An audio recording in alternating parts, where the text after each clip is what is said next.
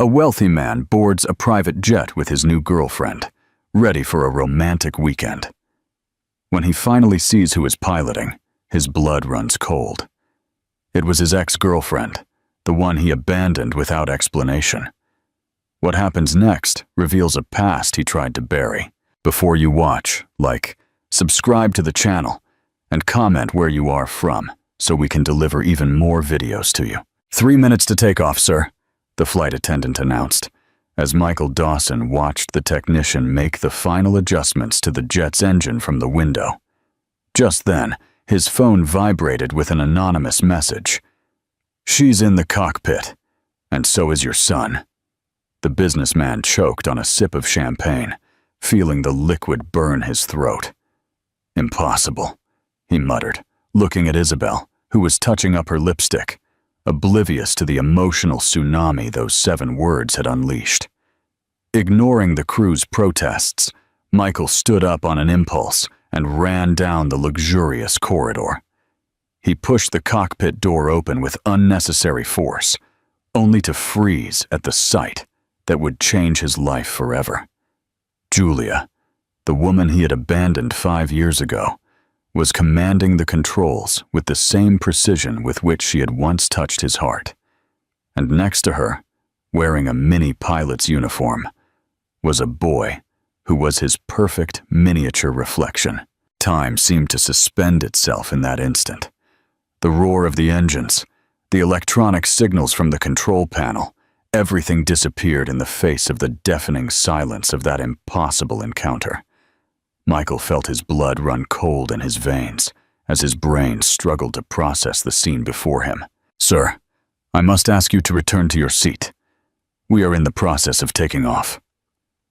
Julia spoke with a professional calm that contrasted violently with the storm in her green eyes. No tremor in her voice betrayed the emotional hurricane that was surely consuming her inside. The boy turned around, curious, his big brown eyes, the same eyes as Michael's, shining with innocence and enthusiasm. "Hello, I'm Leo. Do you like planes? This one is my favorite," he said, holding up a miniature model of an aircraft. For the first time in his life, Michael Dawson, the real estate magnate known for his eloquence in any situation, was completely speechless. "Sir," a flight attendant, Carla, appeared behind him. "I must insist that you return to your seat for takeoff." "Of course," he murmured automatically, his gaze still fixed on the boy who was smiling innocently. "Of course." Stumbling down the corridor, Michael returned to his seat, his body on autopilot, while his mind spun in a whirlwind. Those eyes, that chin, even the way he tilted his head slightly. There was no possible doubt. "Honey, what happened? You're as pale as if you've seen a ghost." Isabel touched his arm, her concern evident on her perfect face. A ghost? Yes, that's exactly what it was. The ghost of his past, of decisions made with the calculated coldness that had always guided his life. The ghost of a relationship he had decided to end with a simple note, without looking back, without considering consequences beyond his own emotional comfort. "It's nothing," he lied in a hoarse voice. "Just a slight vertigo." The aircraft's communication system emitted a soft noise before Julia's controlled voice filled the cabin. "Ladies and gentlemen, this is your captain speaking. Welcome aboard. Our flight to Fernando de Noronha is expected to take 2 hours and 40 minutes. The weather is perfect for flying, with a clear sky throughout the route. Please keep your seatbelts fastened during takeoff, relax, and have an excellent flight." Michael closed his eyes, every word of hers penetrating him like needles. Captain. Of course she had become a pilot. Julia had always been brilliant, determined, capable of conquering anything she desired. A talented aerospace engineer, she talked about aviation with passion, even when he condescendingly suggested it was just a hobby. The jet accelerated down the runway, pressing him against his seat. As the aircraft gained altitude, Michael felt his perfectly controlled world plummeting in a freefall. Who sent that message? The question formed in his mind, making him check his phone again. Unknown number, no identification. How could anyone know? How could anyone predict this impossible encounter? "Let's toast to our weekend," Isabel suggested, already recovered from her momentary concern, pouring 2 glasses of the Dom Perignon champagne that the flight attendant had just brought. Michael nodded mechanically, his gaze still lost in the void, while his fingers touched the small object in the inside pocket of his jacket. The engagement rings he intended to use to seal a future that, in the last 5 minutes, had become terribly uncertain. "To us." She raised her glass, her eyes shining with anticipation. At 20 Isabel represented everything he valued: beauty, youth, an absence of emotional complications, and an almost reverential admiration for his position and power. "To us," he responded automatically, the bubbly liquid going down his throat without taste. For the next hour, Michael pretended to work on his tablet, numbers and graphs dancing senselessly before his eyes, while his mind reconstructed fragments of the past. He remembered his last night with Julia, their discussion about commitment, about building something real together. He remembered his own silent panic at the prospect of emotional vulnerability, the cold decision to cut all ties, to simply disappear. "We are encountering some light turbulence," Julia's voice sounded again on the communication system. "Please keep your seatbelts fastened until the sign is turned off." The aircraft shook slightly, mirroring Michael's inner turmoil. Isabel grabbed his arm, her fear of flying suddenly visible on her flawlessly made-up face. "Is everything okay?" he mechanically reassured, the words sounding empty. Nothing was okay. Nothing would ever be okay again.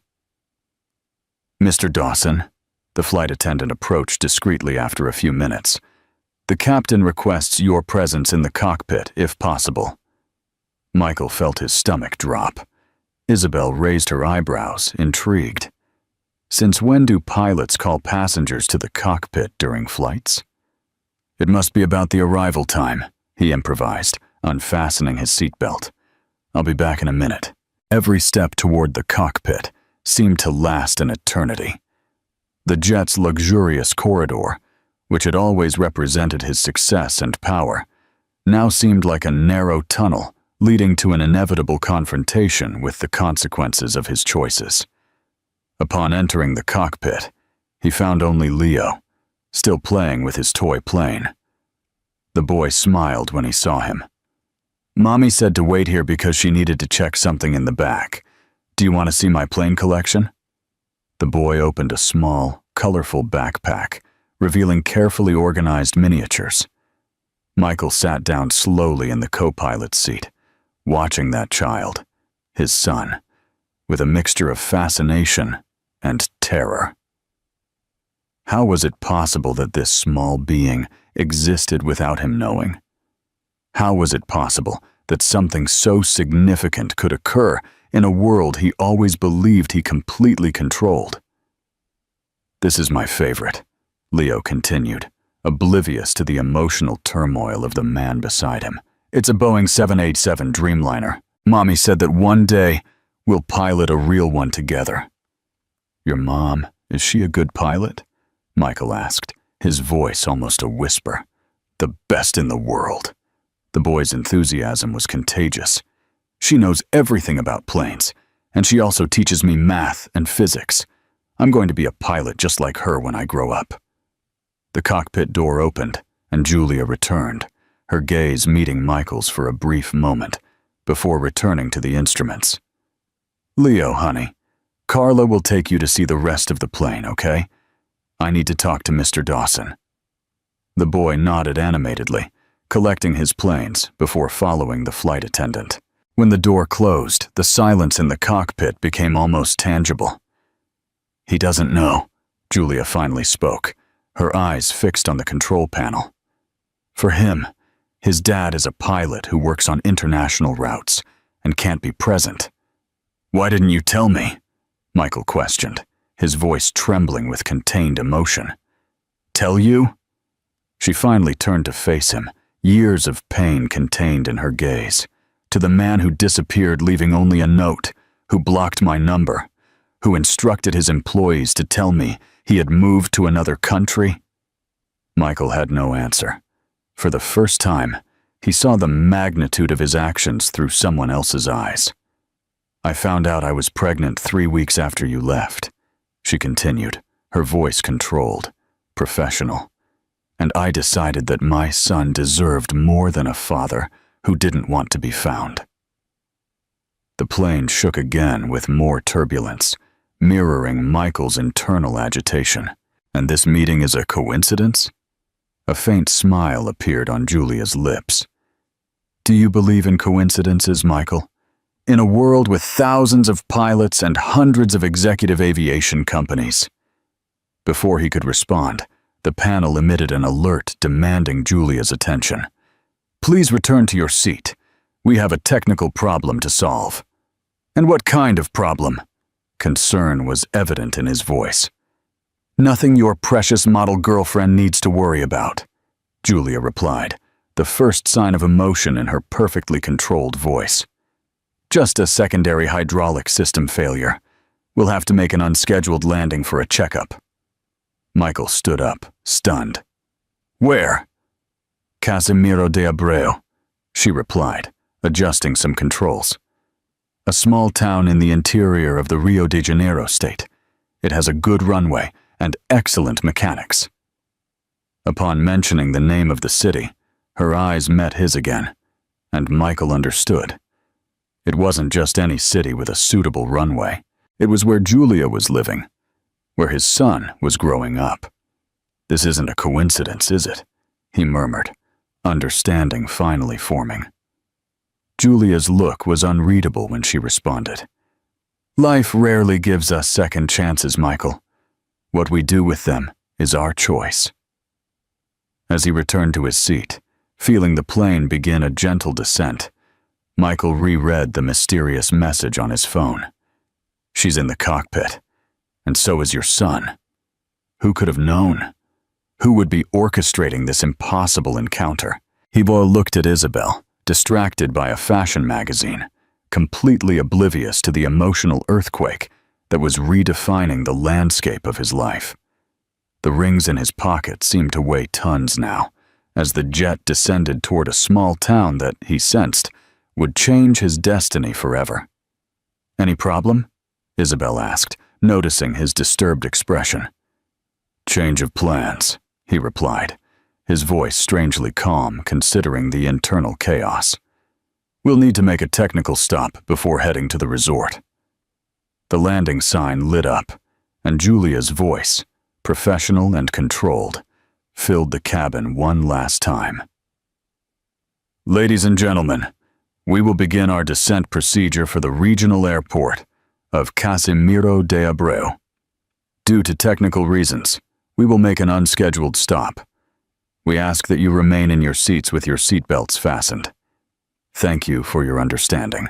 Michael Dawson, the man who built a real estate empire, planning every move with millimeter precision, who never left anything to chance. He now found himself completely adrift, descending toward a future he could not predict or control. For the first time in his life, the man who always had all the answers was completely speechless before the most important question he had ever faced. How to be a father to a son he didn't know existed. The small Casimiro de Abreu airport was little more than a concrete runway with a modest hangar and a makeshift waiting room. When the jet's stairs were positioned and the door opened, Michael felt the humid heat of the interior of Rio de Janeiro state envelop him like a premonition. The relentless midday sun reflected on the asphalt, creating waves of heat that distorted the mountainous landscape in the background. "Welcome to Casimiro de Abreu," Julia announced to the group, her professional voice contrasting with the intensity of her gaze when it briefly met Michael's. "Unfortunately, we'll need a few hours for maintenance. The problem with the secondary hydraulic system requires parts that are being brought from Rio. I recommend that you take the opportunity to see the city or rest at the local hotel." "Local hotel?" Isabel couldn't hide the horror in her voice, her eyes scanning the countryside landscape with obvious discomfort. "What kind of place is this?" Michael watched little Leo skip down the stairs, the child's energy in full contrast with the palpable tension between the adults. The boy held Julia's hand tightly, looking at everything around him with the insatiable curiosity typical of a 5-year-old. "Mommy, can we go see the planes in the hangar before we go home?" the little one asked, pulling lightly on her uniform sleeve. Home. The word echoed in Michael's mind.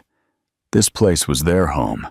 His son had grown up here, away from him, building memories he would never be a part of. "We have guests today, honey," Julia replied, stroking the boy's hair. "We need to be good hosts." "Mr. Dawson and the lady are going to our house?" The enthusiasm in the boy's voice made Michael's heart ache.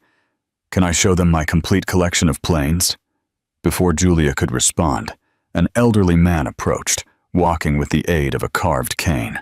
His shrewd eyes examined the group for a moment before he broke into a warm smile. "Grandpa Carlos."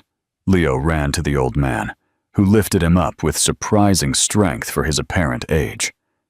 "These are our passengers," Julia explained, maintaining her professional composure. "Mr. Michael Dawson and Ms. Isabel Montero. We have a technical problem and will need to stay until tomorrow." The old man Carlos's eyes fixed on Michael with a disconcerting intensity, as if he saw far beyond the businessman's polished facade. "Dawson," he repeated slowly. "The famous real estate businessman. What an interesting coincidence."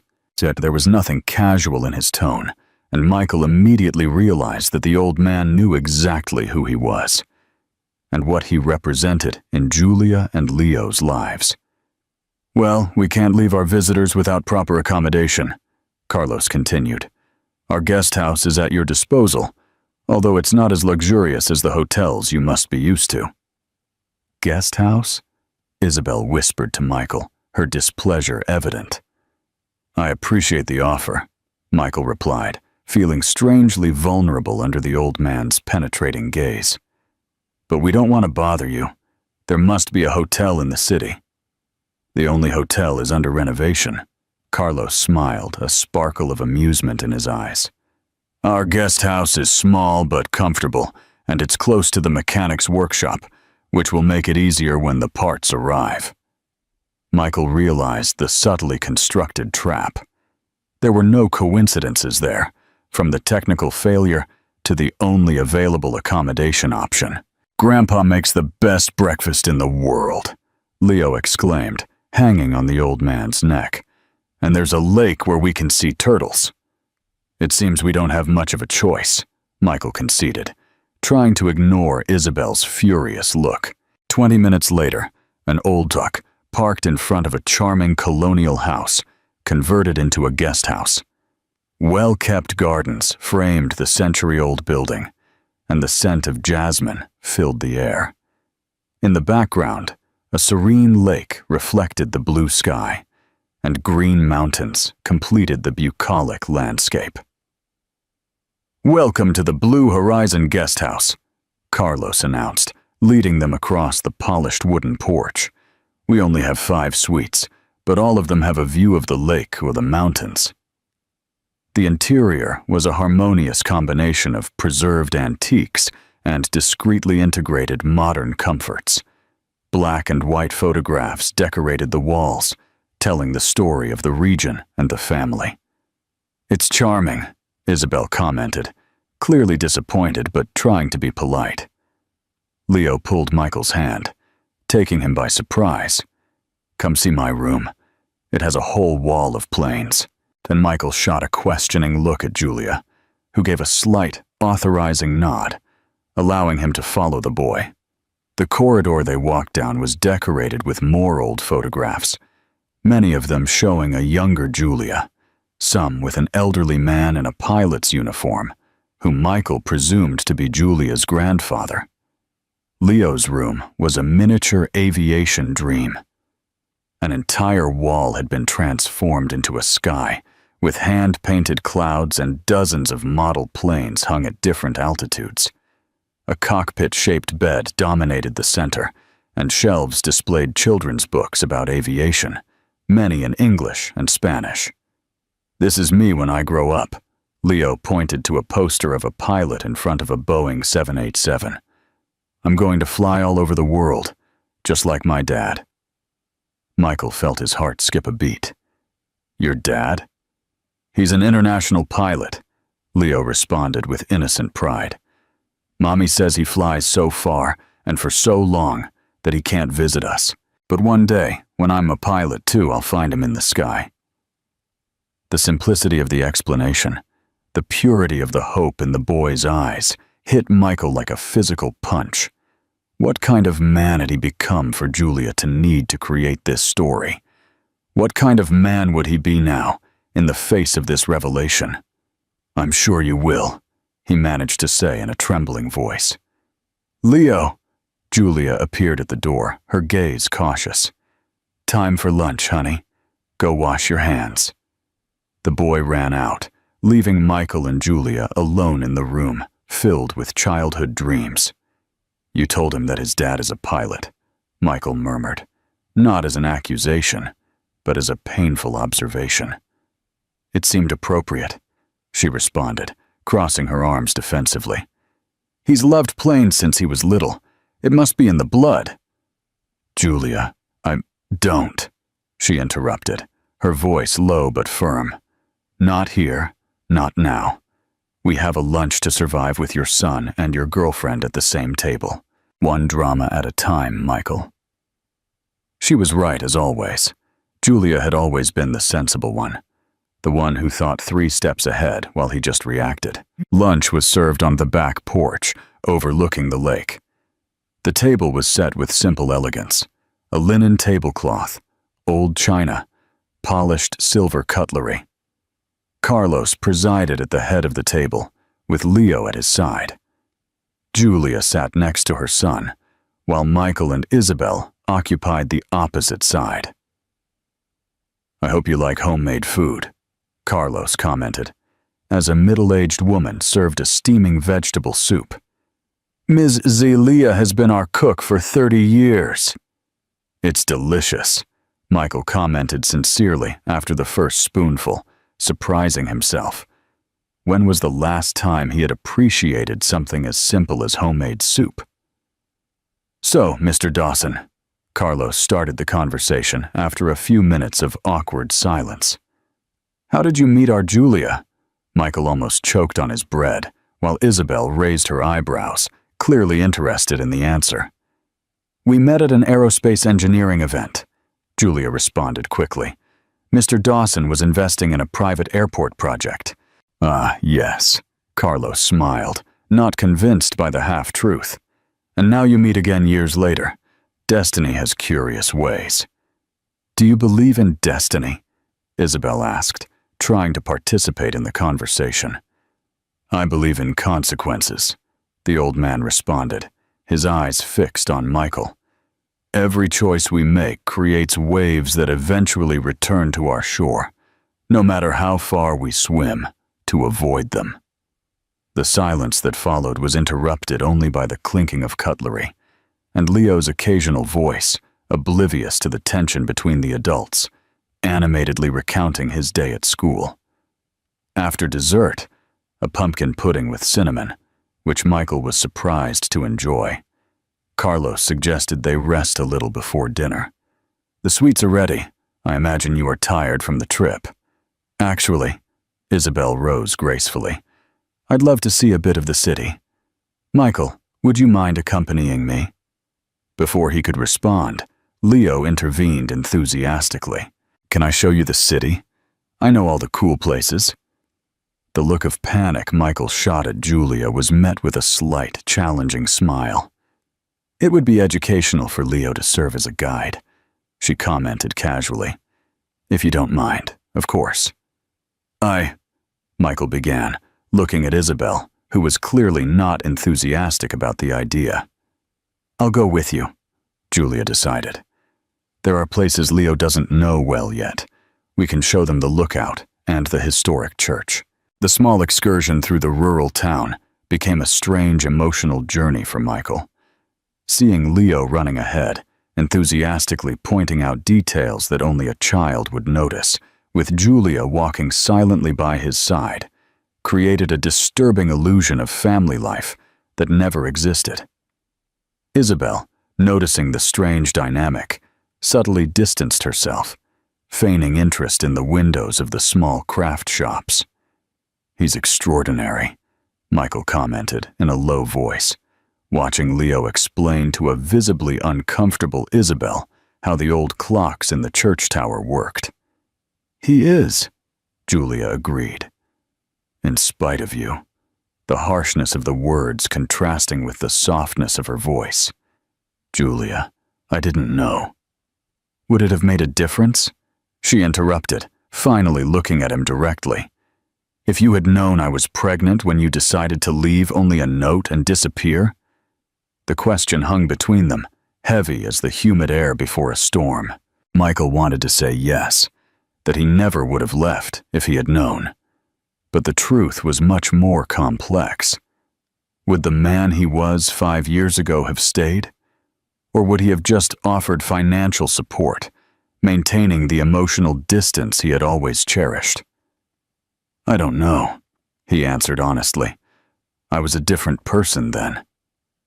And who are you now, Michael? The question was almost a whisper. The man who is going to ask the model to marry him, or the man who just found out he has a son? Before he could answer, Leo returned running, holding something in his hands. Look what I found, Mommy. A wooden plane. The man at the store said it's handmade. It's beautiful, honey.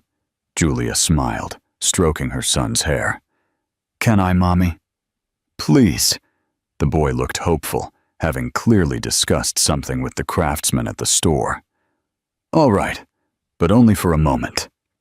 Leo turned to Michael, holding out the small wooden plane. Do you want to hold it? The man said it brings good luck when we give it to someone special to touch first. The world seemed to stop as Michael received the gift from the small hands. Something so simple, a wooden toy, suddenly carried the weight of all the choices he had made and all the ones he still had to make. It's very special, he managed to say, his voice thick with emotion. Thank you, Leo.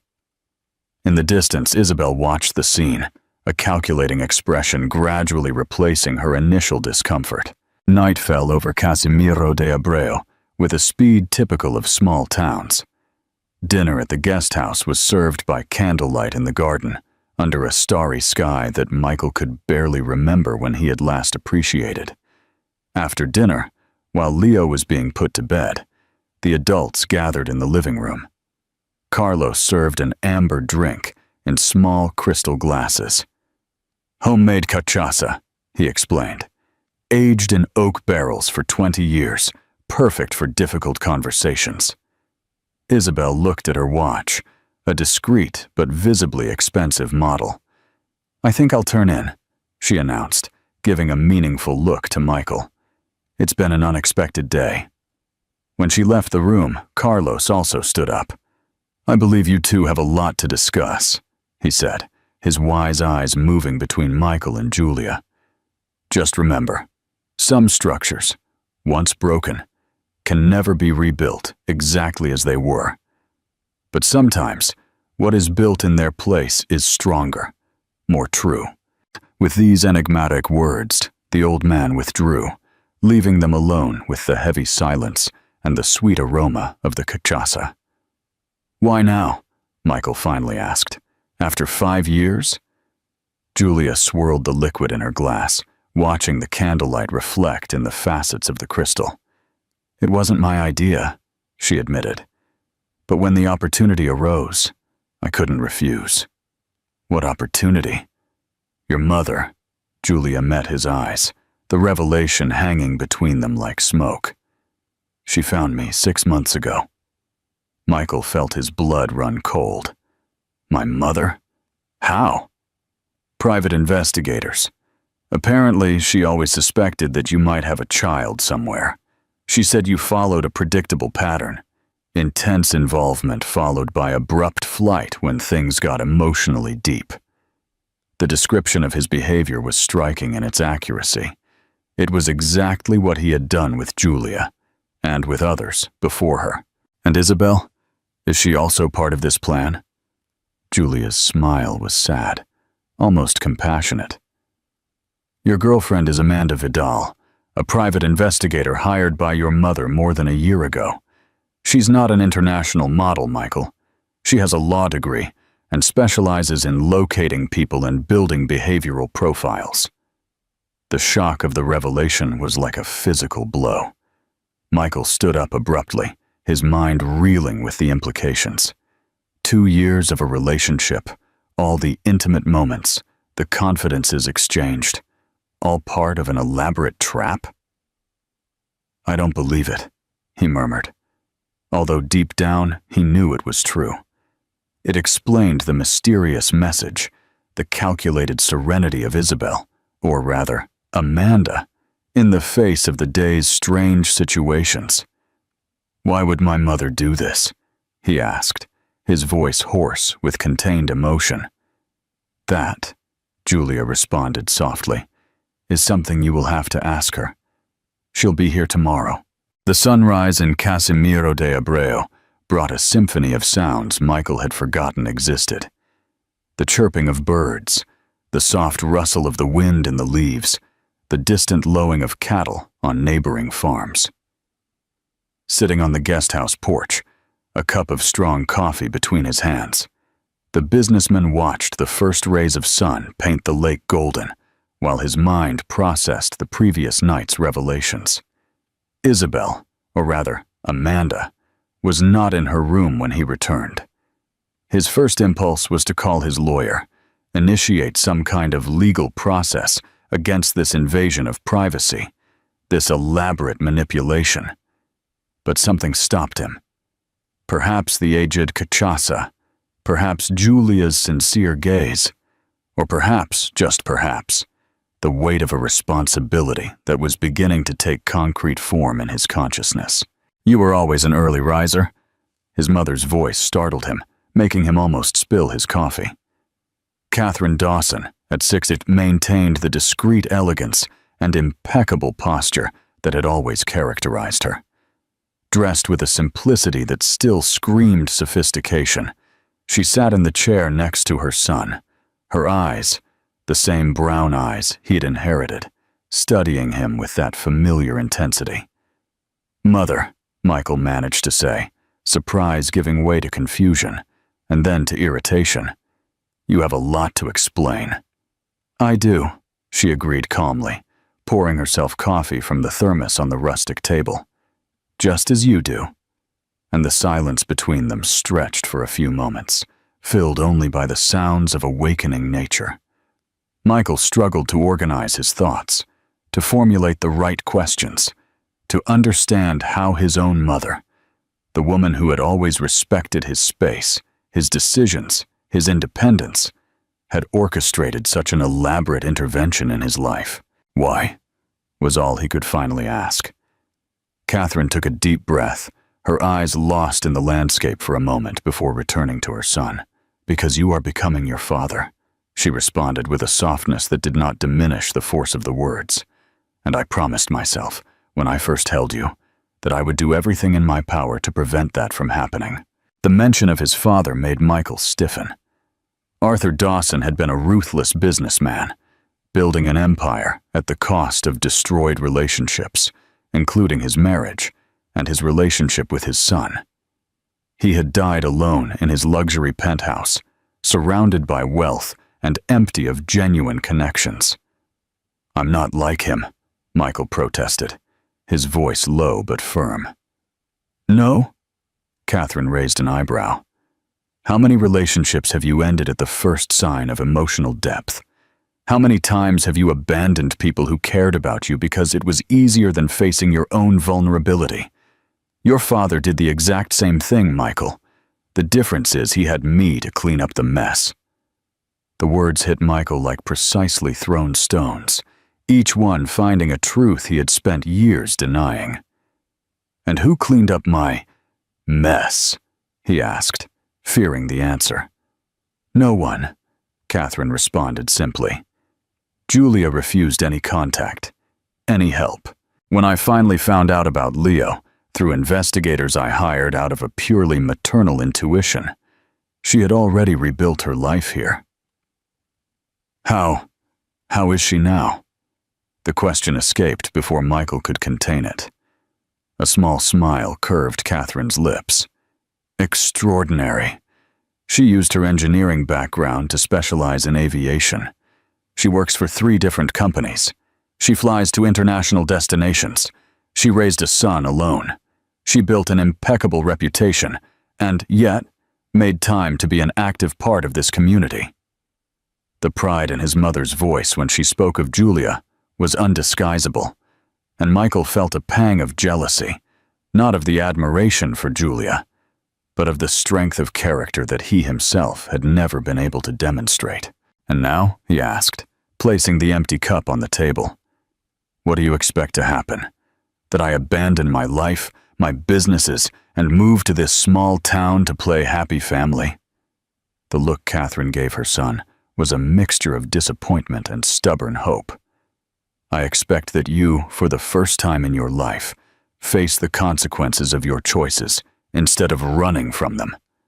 That you get to know your son, not because you have to, but because he deserves to be known. And maybe, just maybe, that you learn there are things more valuable in this life than corporate mergers and quarterly profits." Before Michael could respond, the sound of children's footsteps interrupted the conversation. Leo appeared on the porch, still in his pajamas, rubbing his sleepy eyes. "Good morning," he murmured, then froze when he saw Catherine. His eyes went wide, the sleepiness instantly replaced by a vibrant curiosity. "You're the lady from the portrait," Catherine smiled, genuinely surprised. "Portrait?" "In Grandpa Carlos's office," Leo explained, approaching cautiously. "There's a picture of you with him from a long time ago. Grandpa said you were a great friend of the family." Michael looked at his mother, confused. Catherine seemed equally surprised by the mention of the portrait, but quickly regained her composure. "Yes, I met your grandfather many years ago," she confirmed, "even before you were born." Leo studied Catherine with an almost comical intensity, his small brow furrowed in concentration. "You look like him," he declared finally, pointing to Michael. "That's my mother," Michael explained. The word sounded strange in his own ears.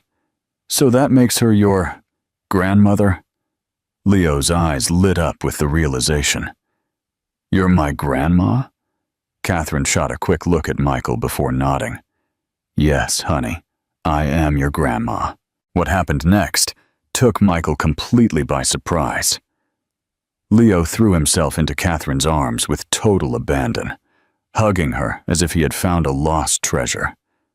"I have a grandma," he exclaimed, the pure joy in his voice making something break inside Michael's chest. "Wait until I tell Peter at school. He has 3 grandmas, but his grandma isn't as pretty as you." Catherine laughed, hugging her grandson with a naturalness that made Michael realize this was not their first meeting. The thought should have angered him. Another manipulation, another secret. But instead, he felt only a deep sadness for the moments he had missed, the first words, first steps, first smiles he had never witnessed. "Have you had breakfast yet, champ?" Catherine asked, pulling back enough to look at her grandson's animated face. "Not yet. Mommy said I can have hot chocolate today because it's a special day." "And what special day is this?" Michael couldn't help but ask. Leo looked at him as if the answer were obvious. "Important visitor day. Grandpa Carlos said people who come from far away deserve hot chocolate." The simplicity of the child's logic made Michael smile involuntarily. There was something refreshing about the way children saw the world, without the layers of complication that adults added to everything. "Leo, honey," Julia's voice sounded from the porch door. "Don't bother the guests so early." "I'm not bothering them," the boy protested. "I'm meeting my grandma." Julia froze, her eyes meeting Catherine's in a silent dialogue that Michael couldn't decipher. There was history there, deeper than he had initially imagined. "Good morning, Catherine," Julia finally said, approaching. "I didn't know you would arrive so early." "The first flight," Catherine responded simply. "Carlos picked me up at the airport." Another piece of the puzzle. Carlos, Julia's grandfather, was clearly involved in this family conspiracy. The more Michael discovered, the more he realized how elaborate the web woven around him had been. "Leo, go get dressed for breakfast," Julia instructed gently. "Then you can show Catherine your new airport model." The boy nodded enthusiastically before running inside, leaving the three adults in a silence heavy with unresolved tension. "How long have you known my mother, exactly?" Michael finally asked Julia. "Personally for 6 months," she responded, sitting at the table. "But through letters, almost 3 years." "Letters?" Michael looked at Catherine, incredulous. "In the digital age," his mother shrugged elegantly. "Some conversations are too sacred for emails that can be hacked, or messages that can be spied on. And there's something about handwriting that forces sincerity, don't you think?"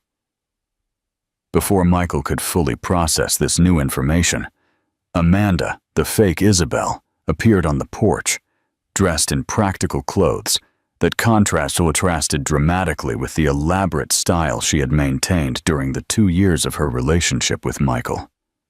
"Good morning, everyone," she greeted, her accent subtly different from what Michael was used to. "I imagine it's time for us to drop the pretenses." Michael stood up abruptly. 2 years, Amanda. 2 years of lies. "I prefer to think of it as 2 years of in-depth research," she responded calmly. "And believe me, Michael, I learned much more about you than I ever needed to reveal to your mother." "Why?" The question was addressed to everyone and no one in particular. "Why this elaborate theater? Why not just tell me about Leo?" "We tried," Julia responded softly. "In the first few months after I found out I was pregnant, I sent dozens of emails, left countless messages, all blocked, all ignored. And when I finally found you," Catherine continued, "you were so immersed in your world of business, so convinced of your own narrative, that any mention of past responsibilities was immediately rejected. We needed you to see," Amanda added, "not just hear about it, not just know about it intellectually, but see your son, feel his reality, understand what you were missing before it was too late." Michael sat down again, stunned by the brutal sincerity of these 3 women, who each in their own way had conspired to confront him with the truth he had spent years avoiding. "And what happens now?" he asked, his voice more vulnerable than he had ever allowed in public. "That," Julia responded, "depends entirely on you. Not on the Dawson Empire, not on the impeccable CEO, not on the man who built skyscrapers and exclusive resorts. It depends on Michael, the man, the father, the person you choose to be from today onwards." The silence that followed was interrupted by the arrival of Carlos, carrying a tray with homemade cakes and more fresh coffee. The old man assessed the scene with shrewd eyes before smiling. "I see that the formal introductions have been made," he commented casually. "Excellent. I hate secrets at breakfast. They hinder digestion." The comment, so mundane amidst the emotional intensity of the moment, provoked reluctant laughter around the table, momentarily easing the tension. "Catherine," Carlos continued, sitting at the head of the table, "Leo is anxious to show you his collection. I believe he inherited his grandfather's technical eye." The casual mention of the relationship made Michael look up. You were a pilot, he remembered, connecting the dots. In the photos in the hallway. Carlos nodded. 42-year career. I started in small cargo planes and ended up commanding Boeing 747-47s for Varig. The passion for flying has been in the family for 3 generations now. 4, Catherine corrected softly. Michael's father was also fascinated by aviation, although he never pursued a career. Another unexpected revelation. Michael looked at his mother, confused. Dad rarely talked about anything he couldn't completely control, Catherine responded. And the sky, Michael? The sky can never be truly controlled. It can only be respected, understood, navigated with humility. The analogy did not go unnoticed. Michael glimpsed for the first time the possibility that his life, so carefully planned, so rigidly controlled, might be missing exactly what would make it meaningful. The ability to adapt to the unexpected, to navigate the uncontrollable, to find beauty in unpredictability. Leo returned at that moment, now fully dressed and brimming with energy. Grandma, are you coming to see my collection now? It has a plane just like the one Mr. Michael came in. It's a Gulfstream G150. Michael looked at his son, with a new perspective. This small being, whom he had not helped raise, whom he had not known until yesterday, had already absorbed knowledge about aviation that many adults did not possess. The technical precision, the attention to detail, the passion for knowledge were traits he recognized in himself, although directed at different fields. Why don't we all go? He suggested, surprising himself. I'd like to see your collection too, Leo. When the smile that lit up the boy's face was like a ray of sunshine, piercing heavy clouds. Bright, unexpected, transformative. For a brief moment, Michael glimpsed what could have been, and perhaps what could still be. As they followed Leo down the guest house hallway, Julia approached Michael, her voice low enough for only him to hear.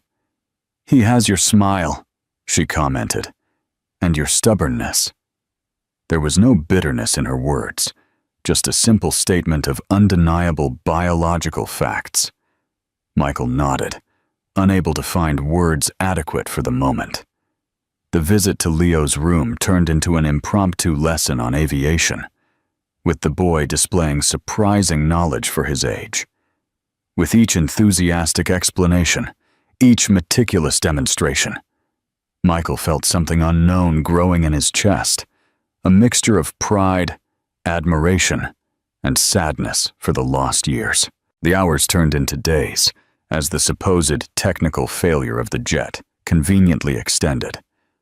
Michael discovered that his phone mysteriously didn't get an adequate signal for video conferences, limiting him to brief emails and text messages to his team. The Dawson Empire would continue to function without his constant presence, a realization both liberating and disturbing for a man who had always believed himself to be indispensable. On the afternoon of the 3rd day, Michael found himself sitting by the lake, watching Leo feed the ducks with pieces of old bread. Next to the boy, Catherine was laughing at something he had said, her eyes shining with a joy that Michael had rarely witnessed. He's completely won over my mother, he commented, when Julia approached, bringing a tray with fresh lemonade. Leo has that effect on people, she responded, sitting on the rustic bench next to him. It's as if he can see directly through the layers we've built over the years. But Michael nodded, watching his son. It was still strange to think of him that way, running after a particularly bold duck that was trying to steal the bread directly from his hands. Does he know? He finally asked the question that had been consuming him for days. About me, I mean. Julia took a sip of lemonade, her eyes fixed on the scene in front of her. He knows that his dad is someone who couldn't be present, who works far away, who one day might be able to be a part of his life. Gentle lies, Michael murmured. Adapted truths, Julia corrected. Leo is still too young to understand abandonment or rejection. When he's older, if you decide to be a part of his life, he'll understand that people make mistakes, learn, and grow. And what if I don't make that choice? The question escaped before he could contain it. Julia turned to face him, her green eyes studying him intensely. Then I will continue to raise our son to be a better man than his father, a man who faces his responsibilities instead of running from them. The harshness of the words contrasted with the softness of her voice, making them even more impactful. Michael realized that despite everything, Julia didn't hate him. She just saw him with absolute clarity, without the illusions he had cultivated about himself for so long. Why aviation? He asked, changing the subject. Of all the careers you could have pursued, with your brilliance, why did you choose one that keeps you constantly on the move? A slight smile curved her lips. Perhaps because in the sky, Michael, there's no way to feign absolute control. You can have the best training, the most advanced aircraft, the most meticulous planning, but you will still be at the mercy of elements you cannot master. The wind, the air currents, sudden weather changes. And that's liberating for you. It's honest, she responded simply. And after years of living an illusion of security by your side, I've discovered that I prefer the honesty of uncertainty 1,000 times over the false security of empty promises. Michael felt the impact of the words like a physical blow. It was true. He had built relationships based on implicit promises he never intended to keep, on expectations he had fueled without ever considering their emotional cost to others.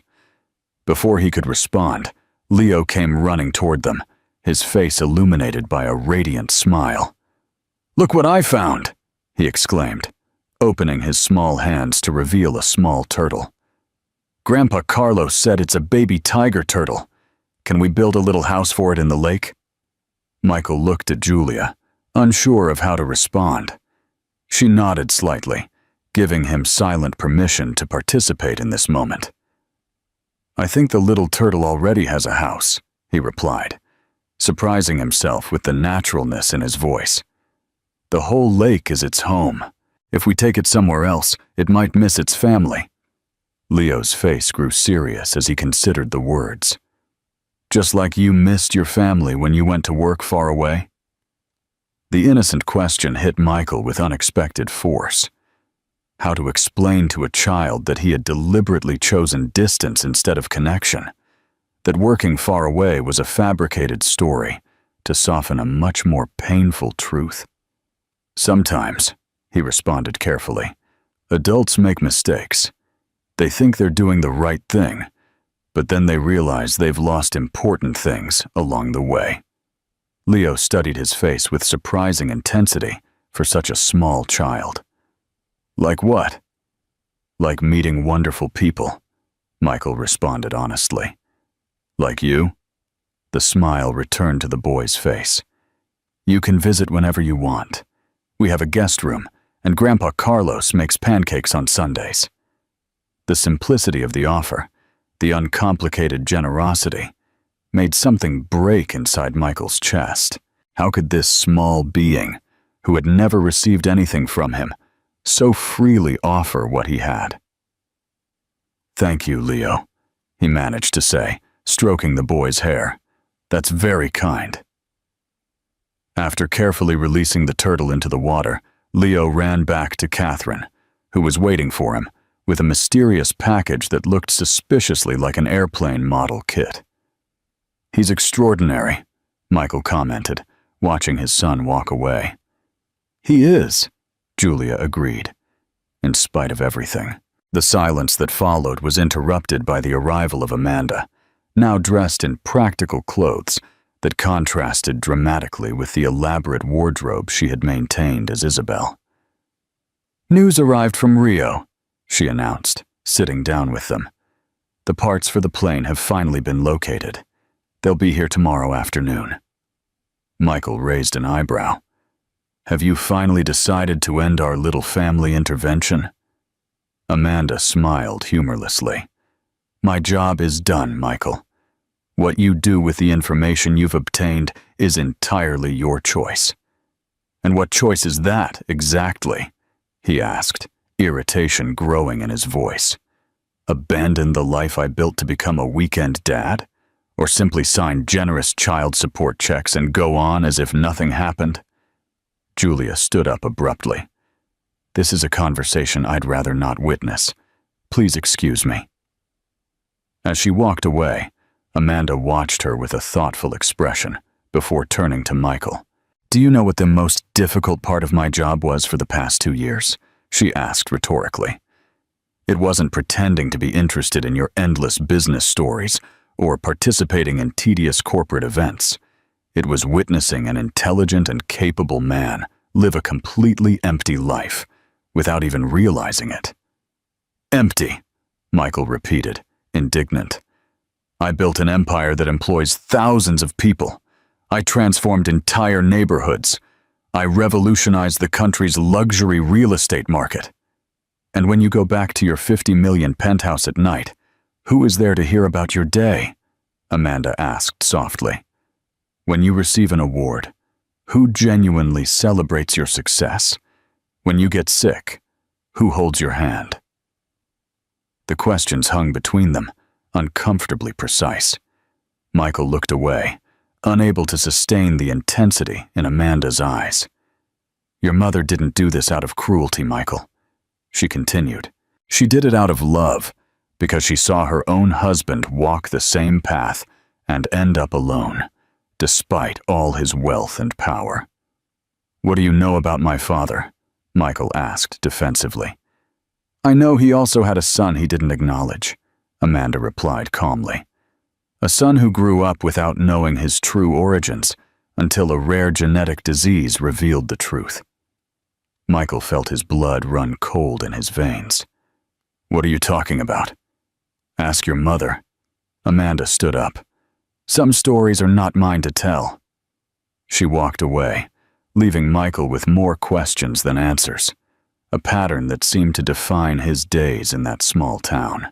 That night, the guest house hosted a special dinner in the garden, illuminated by colorful lanterns hung from the trees. A long table had been set, covered with a white linen tablecloth and decorated with wildflowers in rustic vases. The food, simple but delicious, was served on artisanal ceramic platters, accompanied by red wine, produced at a nearby winery. Leo was allowed to stay up past his usual bedtime, participating in the meal with the adults, although his energy clearly began to wane as the night wore on. Eventually, he fell asleep on Julia's lap, who continued to participate in the conversation while gently stroking her son's hair. It's time to put him to bed, she murmured, trying to stand up without waking the boy. Can I help? Michael offered impulsively. Julia hesitated for a moment before nodding. With care, Michael took Leo into his arms, surprising himself with how much the small body weighed. A comforting weight that seemed to fill a void in his chest he didn't even know existed. Following Julia down the hallway, he entered the boy's room, now familiar after days of visits to see his plane collection and hear endless stories about famous pilots and extraordinary aircraft. With a tenderness he didn't know he possessed, Michael laid Leo on the cockpit-shaped bed. The boy stirred slightly, but didn't wake up when Julia carefully removed his shoes and covered him with a comforter decorated with clouds and planes. Does he always sleep like this? Michael asked in a low voice. So peacefully. Most nights, Julia responded, adjusting the position of the pillow. Except when there are thunderstorms. He's afraid of thunder. Another detail about his son that Michael never would have known if it weren't for this elaborate intervention. How many others were there? First tooth, first word, first step. Milestones he had irrecoverably lost. Why are you letting me into his life now? He asked when they left the room, leaving the door ajar as per Julia's instructions. After 5 years of keeping him away from me, Julia leaned against the hallway wall, her eyes studying him with that familiar intensity that always left him uncomfortably exposed. Because Leo is starting to ask questions I can no longer answer with stories about pilots on international routes, she responded honestly. Because he deserves the chance to know his complete story, even if that includes a father who chose not to be a part of his life.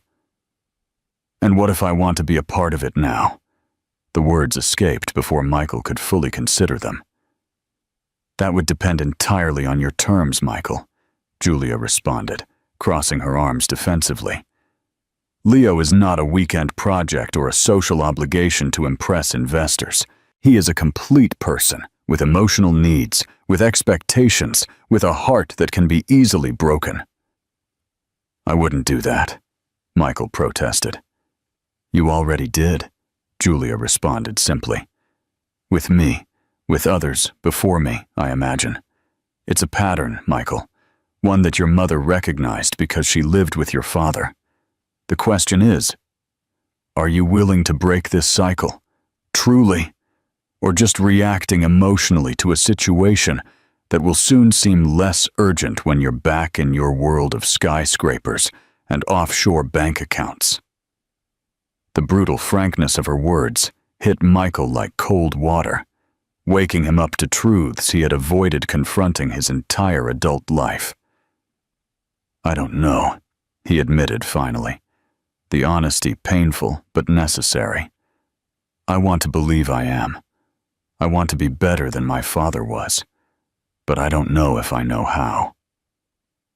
Julia's face softened slightly at this unexpected vulnerability. No one is born knowing how to be a father, Michael. It's a skill you learn daily, through trial and error. The difference is that some choose to learn, while others run away at the first sign of difficulty. Michael nodded, finally understanding the magnitude of the choice before him.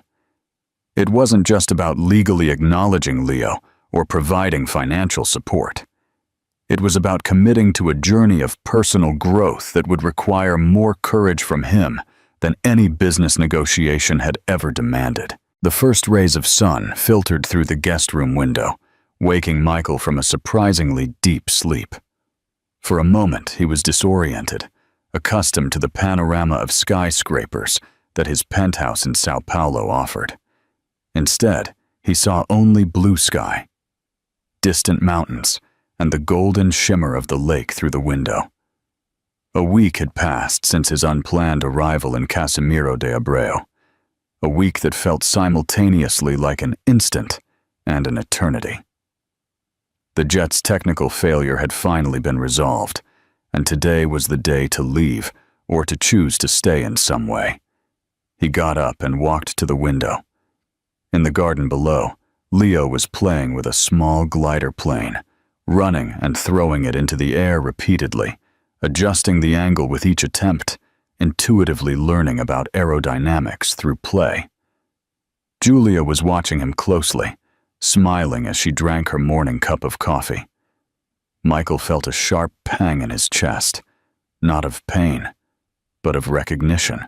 The scene below was a glimpse of a life he had never lived, of a possibility he had thrown away, without ever understanding its value. His phone vibrated on the bedside table.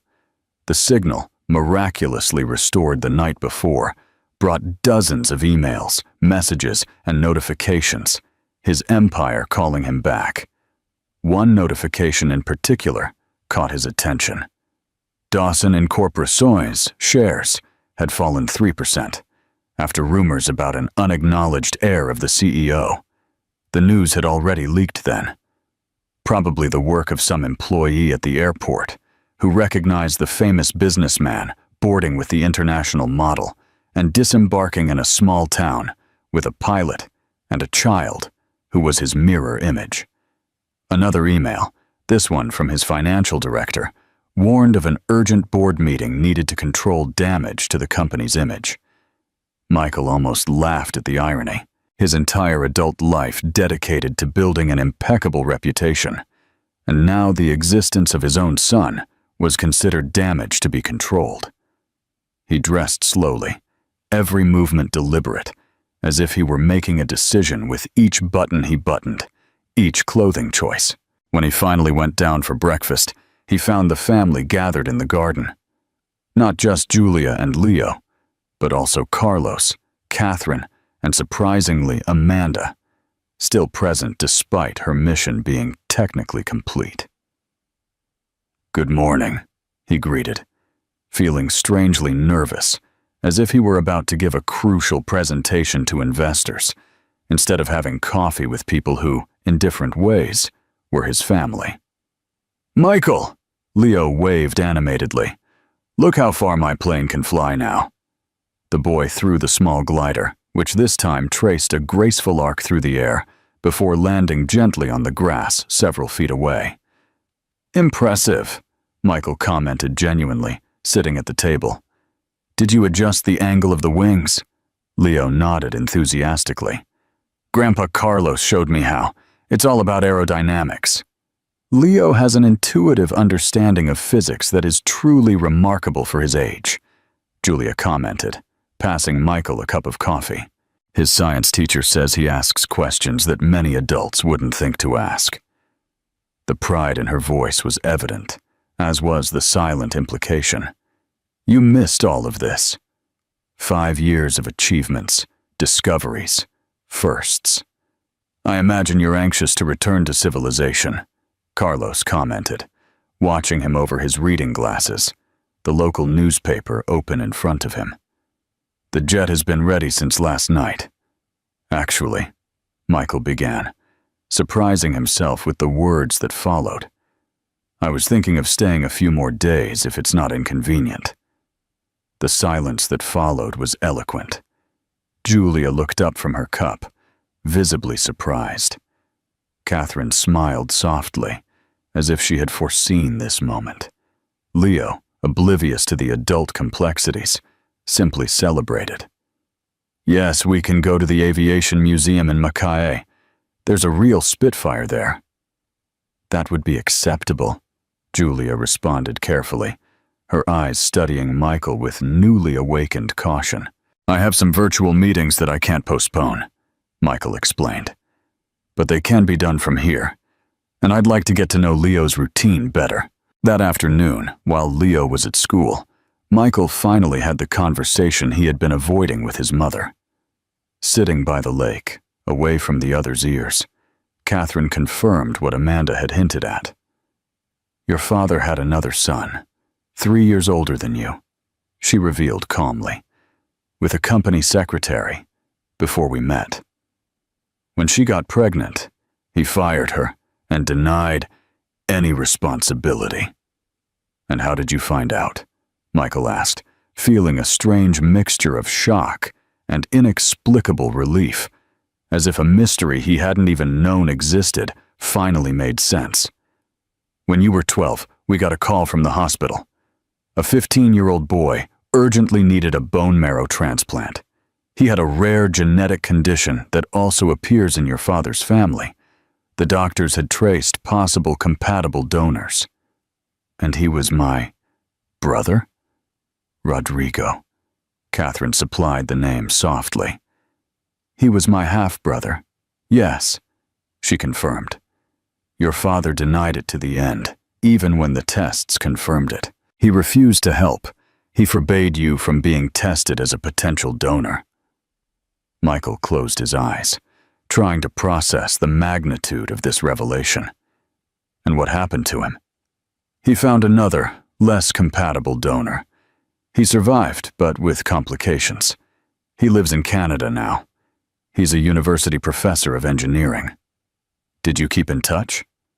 "Discreetly. Your father never knew.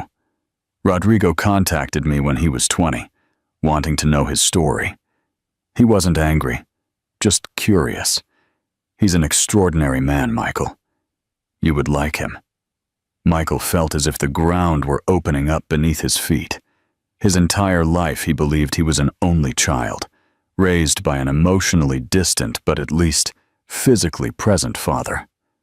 Now he discovered that he was part of a pattern, a cycle of abandonment he was perilously close to repeating.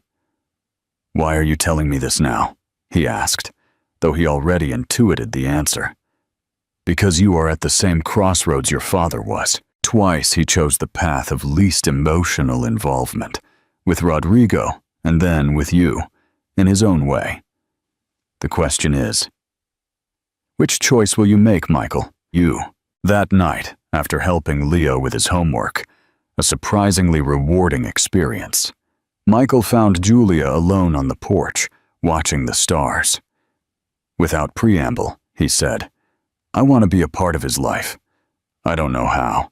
I don't know if I'll be good at it, but I want to try." Julia continued looking at the sky for a long moment before responding. "It's not a simple decision, Michael. It's not just about occasional visits or expensive birthday presents. It's about consistency, commitment, being present, even when it's inconvenient." "I know," he responded, approaching to look at the same sky she was contemplating. "I'm willing to learn, to change what's necessary." "Why?" The question was simple, but loaded with meaning. "Why now? After 5 years?" Michael considered several answers, some calculated to impress her, others to arouse sympathy. But in the end, he chose the simple, raw truth. "Because when I look at Leo, I see the person I could have been. If I had learned early that connection is more important than control. And because I don't want him to grow up thinking he wasn't important enough for me to change." Something on Julia's face softened almost imperceptibly. "It won't be easy for any of us. The things that truly matter rarely are," she responded, surprising herself with a wisdom she never knew she possessed.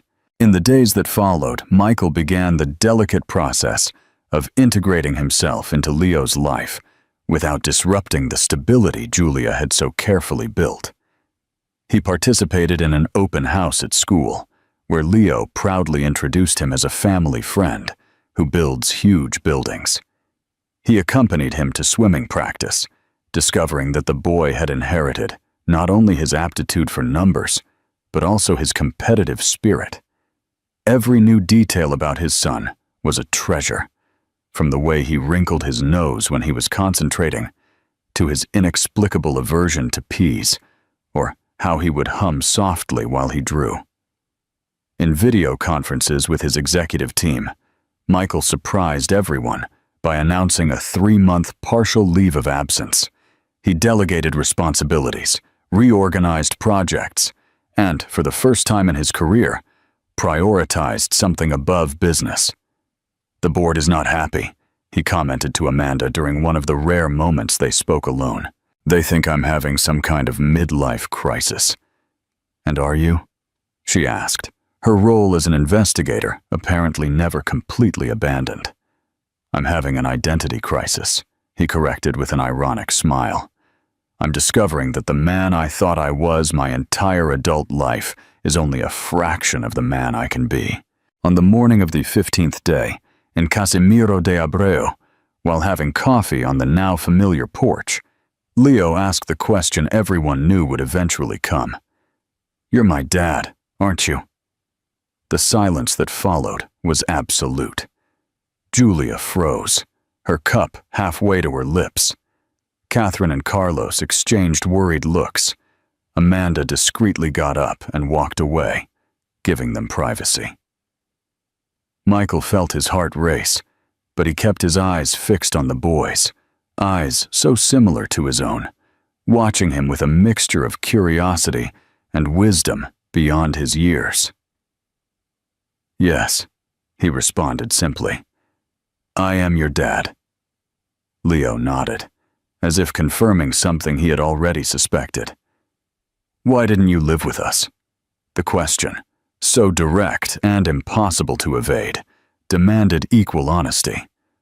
Michael looked briefly at Julia, who nodded slightly, giving him permission to navigate these delicate waters. "Because I made a mistake," he responded, carefully choosing his words. A big mistake. When your mother and I met, I didn't know how to be the person she and you deserved. So, instead of learning, I ran away. Like a coward? Leo asked, the innocence of childhood allowing him a frankness no adult would dare. Michael felt the impact of the word, but he didn't look away. Yes, like a coward, but I'm trying to be braver now. Leo considered this for a moment, his small brow furrowed in concentration. Grandpa Carlos says that being brave isn't not being afraid. It's doing the right thing, even when you're afraid. Your grandpa is a wise man, Michael responded, feeling an unexpected gratitude for the old man who had helped raise his son in his absence. Are you going to live with us now? The next question made all the adults hold their breath. No, honey, Julia intervened gently, but your dad wants to be a part of your life, in a different way. How? Leo insisted, looking between the two of them. Michael took a deep breath before responding. I want to get to know you, Leo. Learn about your planes, your friends, your favorite stories. I want to be there for your games and school presentations. I can't change the past, but we can build a future together if you want. Leo considered the proposal with a seriousness surprising for someone so young. Finally, he extended his small hand toward Michael. We have a deal then, but you have to promise never to be a coward again. Michael took the little hand offered, feeling the enormous weight of the promise he was about to make. I promise to try every day, he responded, knowing it was the only honest promise he could offer. 3 months later, Michael watched from the co-pilot seat as Julia piloted the small Cessna over the Green Mountains. In the back seat, Leo pointed enthusiastically at cloud formations and details of the landscape below, his animated voice amplified by the headset. Much had changed since that first interrupted flight. Michael had kept his word, reorganizing his life to include regular visits to Casimiro de Abreu. He rented a house in the city for the weekends, learned to cook Leo's favorite dishes poorly, and even started taking flying lessons. Not to compete with Julia, but to better understand the world that so fascinated his son. The Dawson corporations had survived the initial scandal, and after a press conference where Michael publicly acknowledged Leo's paternity, the shares had stabilized. Some conservative investors left. Others, surprisingly, saw the transparency as a positive sign of corporate maturity. Look, Dad! Leo's voice in the headset still caused a wave of emotion in Michael every time he called him that, a title he was slowly learning to earn. That's our lake down there. I see, he responded, smiling at his son's enthusiasm. It looks even more beautiful from above. Everything looks different when you change your perspective, Julia commented, gently adjusting the controls. Ready to take over for a minute? The offer surprised Michael. Are you sure? We're at cruising altitude, clear sky, perfect conditions, she responded, that slight smile he was beginning to recognize again curving her lips. Besides, I have good reflexes if you start taking us toward a mountain. With care, Michael placed his hands on the controls, feeling the subtle vibration of the aircraft, the literal responsibility for 3 lives in his hands. It was terrifying and exhilarating at the same time. Are you flying, Dad? Leo exclaimed, pride evident in his voice. I am, Michael confirmed, concentrating intensely on keeping the plane level. I am flying. But somehow, those simple words carried a much deeper meaning, not just about controlling an aircraft, but about finally taking control of his own life, his choices, his responsibilities. The open sky in front of him, infinite in its possibilities, seemed the perfect setting for this moment of clarity. Michael Dawson, who had spent his life building structures that touched the sky, was finally learning to fly. Not alone, as he had always believed was more efficient, but accompanied, guided, supported by people who, in different ways, formed the family he never knew he needed. "Where are we going now?" Leo asked, his voice full of expectation. Michael exchanged a look with Julia before responding, finding in her eyes not the love they had once shared, but something equally valuable: respect, mutual understanding, and the silent promise of a future where they would both put their son's needs above all else. "Wherever you want," Michael responded, meaning so much more than just the flight's destination. The sky is the limit. Sunday dressed North Beach in its finest sunlight. The colorful facades of old Italian bakeries gleamed. Street musicians improvised lazy chords on their accordions, and the air carried the sweet aroma of roasted corn mingling with the bitter scent of freshly brewed espresso. Julian parked his car a few feet from El Sabor de Eliana and stayed for a few seconds, looking at the glass door as if it were a portal to a world from which he had been exiled. He entered. The bell above the door chimed, and he was immediately wrapped in a familiar scent: hot spices, toasted chilies, rich chocolate, and something only this place had: the aroma of living history. The room was full, but for a moment, everything moved in slow motion. His eyes scanned the tables until he found her. Eliana was behind the counter, stirring something in a cast-iron pot. Her face was serene, her body self-assured. There was no trace of the woman he had left a year ago, vulnerable and hurt. This Eliana had the calm of someone who had rebuilt her own home after a fire and hadn't allowed anyone to enter without knocking first. It was then that he saw the high chair near the cash register. A little girl was playing with a wooden spoon, tapping it against an embroidered tablecloth. She had dark brown hair, fair skin, and those eyes as black as his own, which seemed to pierce through any defense. Julian's world contracted until it fit only the distance between him and that child. The resemblance wasn't vague. It was a reflection, a tiny living mirror. He took an instinctive step forward, but stopped when he noticed the man standing beside Eliana. Leo was holding a tray, chatting with a customer, but his eyes never stopped watching Julian. There was something in his demeanor, not open hostility, but the quiet firmness of a guardian. He didn't need to say, "Keep your distance." His posture said it all. Julian looked away and met Eliana's gaze. She was watching him with a neutral, almost professional expression. But in her eyes, there was a glimmer of something more.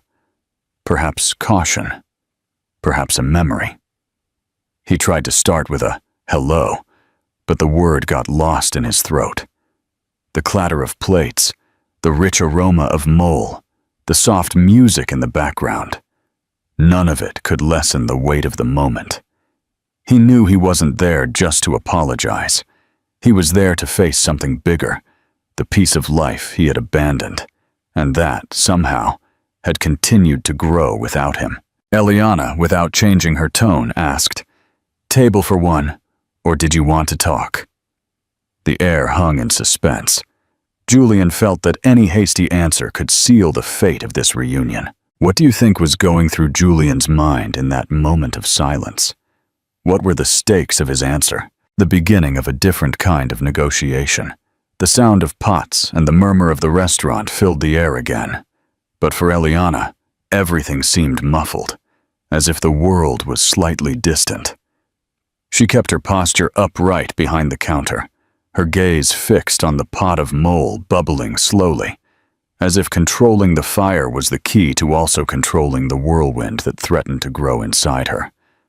Lily, in the high chair, moved her legs and tapped the embroidered tablecloth with the wooden spoon, completely oblivious to the silent earthquake happening between the adults. Eliana adjusted her daughter's hair ribbon, an automatic gesture, but one filled with instinctive protection.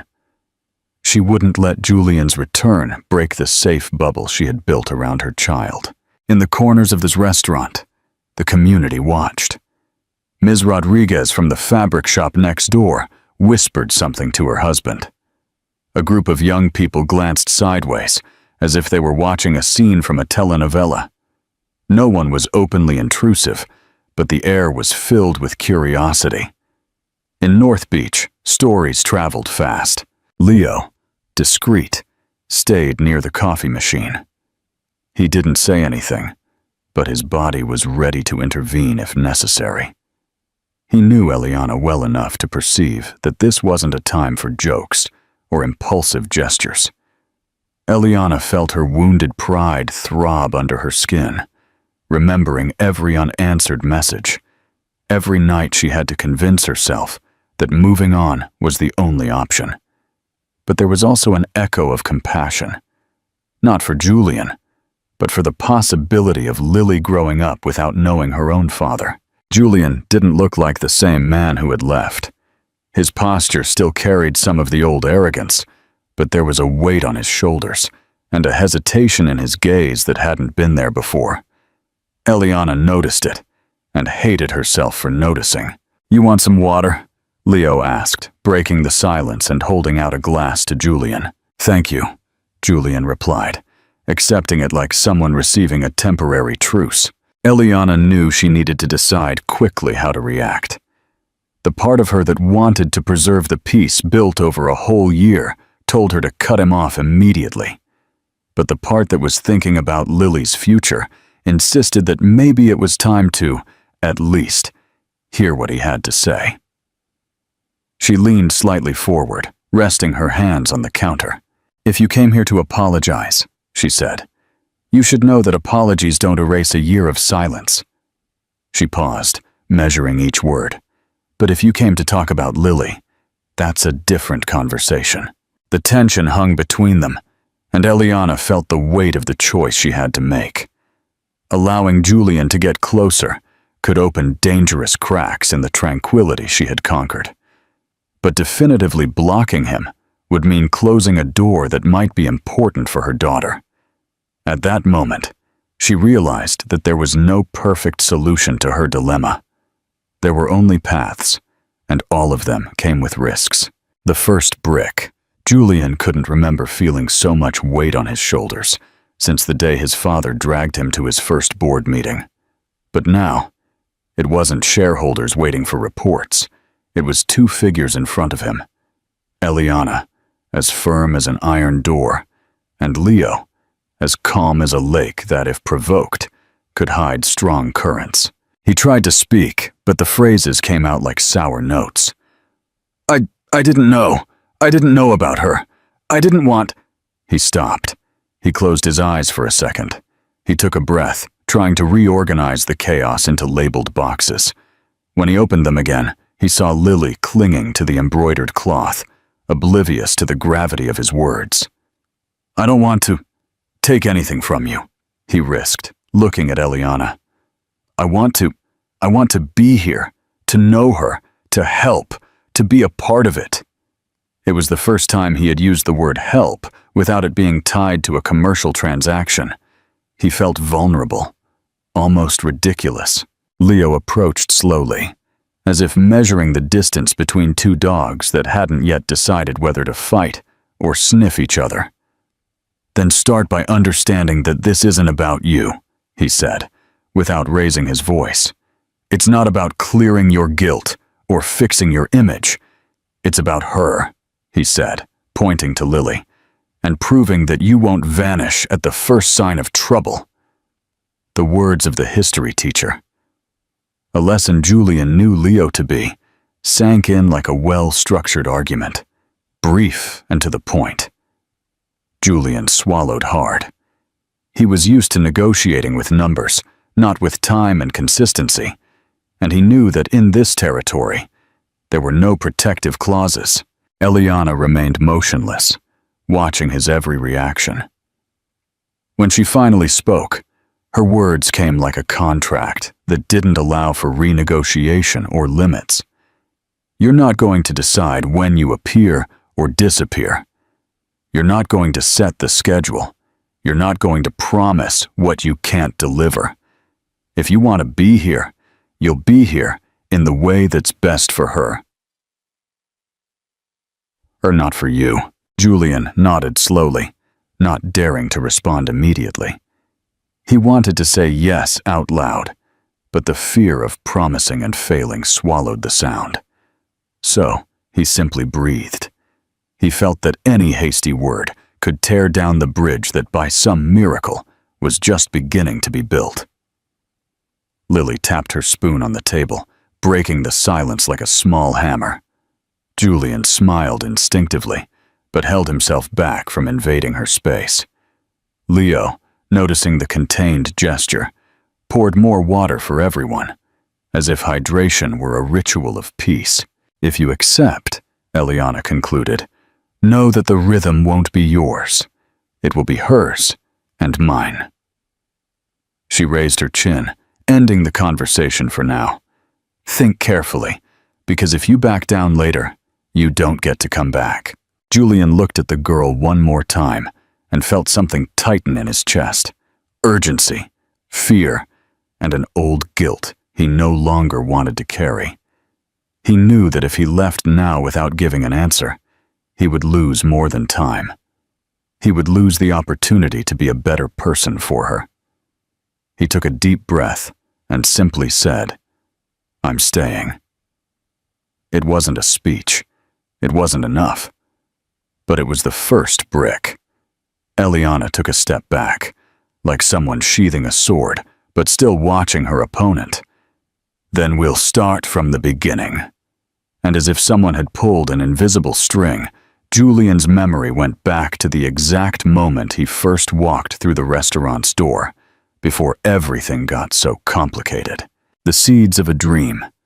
The scent of toasted corn and dried chai lace was the aroma of Eliana's childhood. She grew up in a small adobe house in the hills of Little Italy, where the wind carried the sound of church bells and the crunch of tortillas on the griddle. Her mother, Teresa, cooked with calloused hands and a care that felt like magic.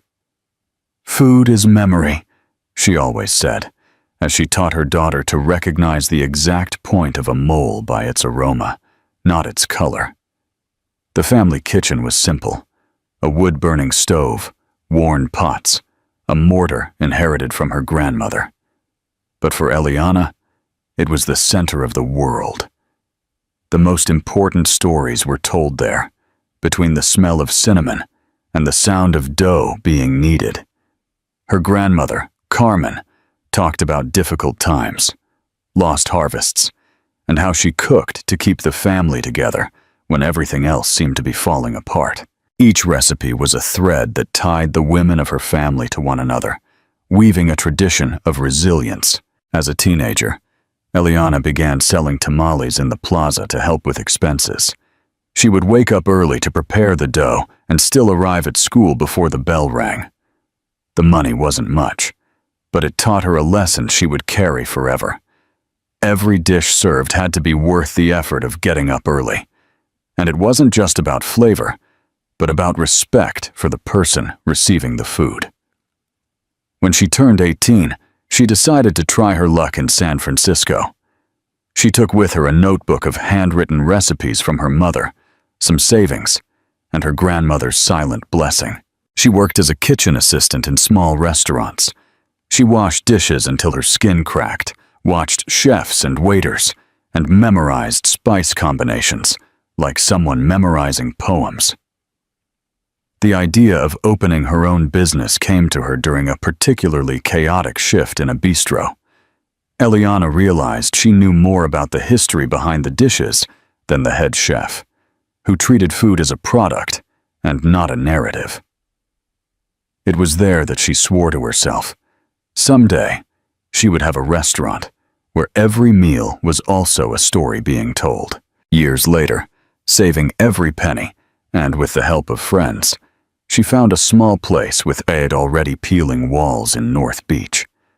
The location wasn't perfect, but the neighborhood had the mix she loved: a vibrant food scene, street artists, and colors and aromas everywhere. She painted the walls in warm tones, hung photos of the women in her family, and opened the restaurant with only 4 tables. The beginning was difficult. Many days, Eliana prepared more food than she sold, but patience was her ally. She relied on word of mouth, received each client as if they were a special guest, and told stories from Little Italy. Soon, the neighbors started coming back, bringing friends and family. The small restaurant became a meeting point, more for the atmosphere of affection than for the number of dishes on the menu. For Eliana, cooking wasn't just a job. It was continuing the conversation with the women who came before her. Each slice of bread, each seasoned bean, each toasted chile was a silent dialogue with her mother and grandmother. Keeping the restaurant alive meant also keeping those voices alive. Her dream was simple and grand at the same time, to honor her roots and transform the restaurant into a refuge where anyone who entered felt the same warmth that she felt in her kitchen at home. She never thought about luxury or fame. She simply wanted the food to have a soul. That afternoon, years before Julian appeared for the first time, Eliana was behind the counter, polishing glasses, and feeling grateful for the constant, if modest, buzz that kept the place breathing.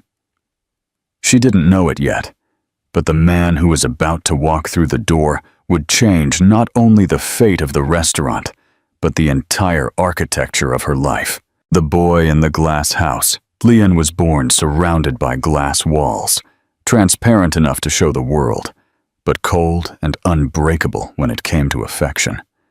The only son of a couple who turned every gesture into a transaction, he quickly learned that love, in the home of the Montemayor family, was confused with performance. His mother, Victoria, was an impeccable presence in the social columns, but a constant absence at the family table. His father, Arthur, measured the value of any conversation by the financial return it could generate. Julian grew up in 5-star hotels, award-winning vineyards, and international trips that seemed like vacations, but were, in practice, extensions of business meetings. He received expensive gifts instead of hugs and ski trips instead of bedtime stories. The mansion where he lived had panoramic views of the city, but no spontaneous photos on the walls. In school, he learned to win, not to participate. At tennis, at horseback riding, in business simulations. No matter the activity, there was a goal and a constant pressure to exceed it. His father repeated a mantra: commitment is weakness. He who clings loses focus. And Julian, without fully understanding the weight of this, internalized the lesson. The few times he dared to talk about feelings were met with awkward silence or veiled jokes. At 15, when he ended a school relationship because he was too in love to concentrate on his exams, he received a very expensive watch as a prize from his father and a reminder that he had made the right decision for an ambitious man. In his youth, he began to use charm as an armor. He discovered he could capture attention without offering vulnerability. He was skilled at flirting, promising the world, and disappearing before any real connection could form. It was a game, and he convinced himself he wasn't hurting anyone. After all, the rules were clear for anyone who wanted to see them. College was just a step to the business throne that awaited him. Julian studied business abroad, accumulating influential contacts and a sharp vocabulary for negotiations. He learned to smile while closing deals and to maintain a firm gaze, even when he was unsure. Every handshake was more important than any hug. When he took over part of the family businesses, he was already known as a cold and visionary strategist. But the price of that reputation was high.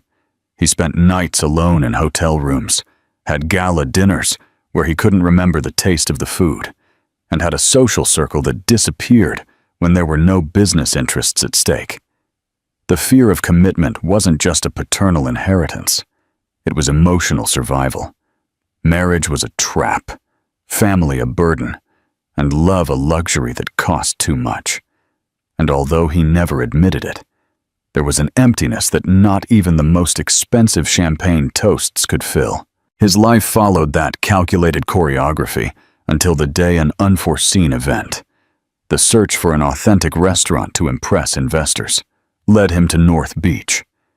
And without realizing it, Julian was about to find not only a different place, but a woman who talked about food the way one recites poetry, and who, with a simple look, could threaten all the glass walls he had built around himself. The last posada, the restaurant, looked like a living piece of art, with warm, flickering light over the tables.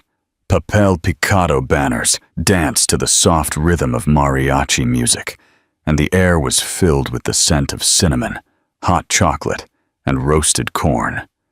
It was the posada's party, and Eliana had transformed the small space into a refuge of light against the cold of December. Regular customers and new faces were arriving. At the counter, Eliana orchestrated everything like a master. A touch on a waiter's shoulder, a quick change of pots, a knowing smile for a child asking for more punch. Julian, beside her, wore a simple sweater instead of his usual suit and carried trays as if he were part of the team. The lights reflected on Eliana's face, her smile softened by the golden glow. The night seemed to wrap them in an intimate, protected atmosphere. Here, with no customers nearby, the music and the warmth of the candles created a space where time seemed to slow down. Eliana looked at him with an expression that mixed tenderness and certainty. With a smile that held 6 months of discoveries and complicities, she whispered, "Marry me." The phrase floated in the air like the chime of a bell, but for Julian, it sounded like thunder. In seconds, the warmth of the patio was replaced by a familiar cold, the cold of his father's voice, the cold of his mother's warnings. His hand recoiled, his gaze fled. I'm not ready. It's not the right time. My career, the business, I need time." The words came out jumbled, fragile, apologies he didn't even believe himself. Eliana was silent. There were no immediate tears. She slowly let go of his hand, like someone returning something they could no longer carry. The music continued, cheerful and indifferent to the abyss that had just opened between them. Julian felt a desire to undo the scene, to take back every word, but fear spoke louder. The fear of losing control, of giving up the life he knew, even if that life now seemed insignificant next to her. He murmured an apology that barely reached her ears and walked away. He passed through the restaurant like a ghost, ignoring the curious glances, and went out into the cold North Beach street. Behind him, Eliana was left alone on the patio, surrounded by golden lights and the scent of cinnamon. She knew that this night, so full of promise, would be remembered not for the romance, but for the silence that came after. Julian didn't return the next day or the next week. Eliana's phone remained silent. Her blue messages went unanswered. When she tried to call, the call went straight to voicemail. He had built his walls again, and she was left with only the echo of her own questions. At first, Eliana still found herself looking at the restaurant's door every time the bell chimed, expecting to see him walk in. But time turned that expectation into a heavy weight. She began to convince herself that his absence was, in itself, the answer she needed. Still, the silence left scars, and Eliana immersed herself in work. She expanded the business, filled her schedule with meetings and contracts, forcing herself to keep the restaurant running. She knew that if she stopped, sadness would settle in like mold on the walls. Still, at night, lying alone, she felt the empty space beside her as a reminder of everything that wasn't. One afternoon, after a long day of feeling off, she found herself at the counter, breathing deeply. She thought it was exhaustion until a missed period, and other signs began to form a clear picture. She bought a pregnancy test hidden under her coat and took it alone in the small bathroom of her apartment. The two lines appeared quickly, almost impatiently, as if life wanted to make it clear that it wasn't asking for permission. She sat on the cold floor and cried, not just from fear, but from knowing she couldn't count on Julian to share the news. There, through her tears, she made her first decision as a mother. She would go on alone, with or without his approval. She told her mother and grandmother on the phone, and they both reacted with the same firmness. "You're not alone, Eliana. This child will grow up surrounded by love."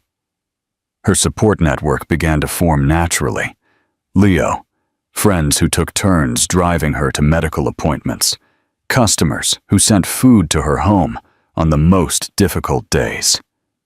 The months of pregnancy passed between nausea, restaurant renovations, and plans to adapt the kitchen to the new routine. Eliana learned to say no without guilt, to refuse events and requests that could compromise her health. She also learned to close doors, both physical and emotional, to protect the space she was creating for herself and the baby. Lily was born on a quiet dawn, with the scent of rain coming in through the hospital window.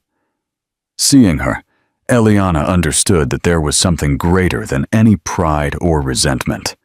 It was an immediate, raw, and protective love that settled in like a foundation. A year later, Eliana stood taller, stronger, and more cautious. She had learned that opening the door to someone was an act that required not just willingness, but trust. The two fathers. Julian walked into El Sabor de Eliana, and he wasn't the same man he had been a year ago. He had spent the last year drowning in work and loneliness. But the emptiness was too vast, and the image of Eliana's face on that final night never left him. He had convinced himself that she had probably found someone else, that his chance was gone. And yet, here he was. He noticed the new pictures on the walls, including one of Eliana holding a baby. The high chair near the cash register confirmed his worst fears and his deepest hopes. He felt a silent blow to his gut. This was his child, and a year of her life had happened without him. Eliana's new calmness was the stillness of a lake that had endured a storm. She looked at him, with eyes that had seen everything. Their first conversation was a difficult dance. He confessed he didn't know about Lily. He promised to be there. But Eliana's conditions were firm and unwavering. He would not set the pace. He would not make promises. He would show up, consistently, without fail. And if he failed once, he was out for good. Leo, her friend, stood by, a silent guardian, a constant reminder of the support system Julian had so carelessly abandoned. Julian accepted. He spent the next few weeks trying to prove himself. He learned to change diapers, to play with Lily, to soothe her cries. It was a humiliating, terrifying, and deeply rewarding experience. For the first time, his success was measured not in numbers, but in the small victories of a happy child. A few months later, Julian was sitting at a corner table when Leo walked into the restaurant with a book for Lily. The little girl ran into his arms with a shriek of delight. He picked her up and spun her around, their shared laughter filling the room. Julian felt a pang of something he couldn't name. It wasn't anger or hatred toward Leo, but something more complex, a strange jealousy tinged with a deep respect. Leo was there when he wasn't. He filled a space Julian had left empty. Later that evening, Leo sat down at Julian's table. "Eliana told me you're trying," he said calmly, "and I think she needs to see that." Julian looked at him. "Surprise. And you?" Leo smiled. I need to see Lily happy. That's all that matters. Julian confessed that part of him wished Leo didn't exist, as it would make things simpler. But another part knew that without him, Lily would have grown up with a void he couldn't have filled in time. Leo's response was simple. He wasn't there to compete. He was there to make sure Lily was loved, and that was all. It was a fragile bridge, but it was a bridge, nonetheless, built on mutual respect. The most difficult test of all came months later when Lily became sick. The fever was high, and Eliana was terrified.